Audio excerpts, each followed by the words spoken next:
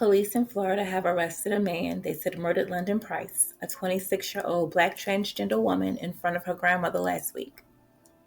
Anthony Quinn Peyton, 25, was taken into custody on Monday and charged with the brutal murder of Price on October 23rd. Price was pistol whipped and shot to death in front of her grandmother outside a home in northwest Miami-Dade County. Relatives and friends of Price early confirmed that Peyton was her former boyfriend, who had recently moved back in with Price, and the pair had been experiencing difficulties.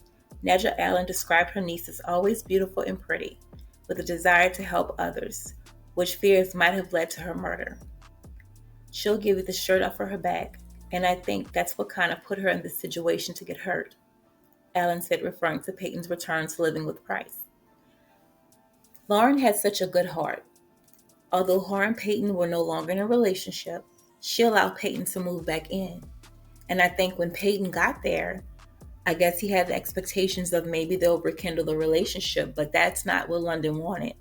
London was obviously moving forward, and Peyton was very upset about that. London had so many family and friends who loved her but are now filled with grief following her tragic killing.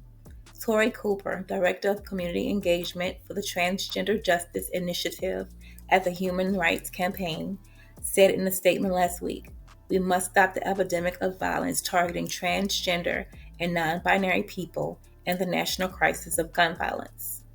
This crisis is especially treacherous for Black and brown transgender women."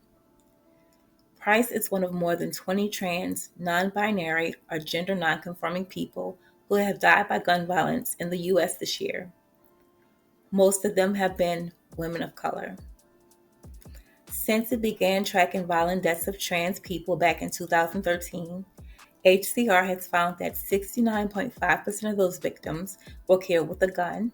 Gun violence was also the cause of death for 57.5% of those who were killed by a current or former intimate partner, and 76% of those were trans women. Sandwich. It's a sandwich. In the prior clip, it was very hard watching London and Peyton dancing and having a great time. Who would have known that, their relationship would have taken a turn like this? Wow. I'm very glad that Peyton is now off the streets, and I pray that he stays in jail for the rest of his life.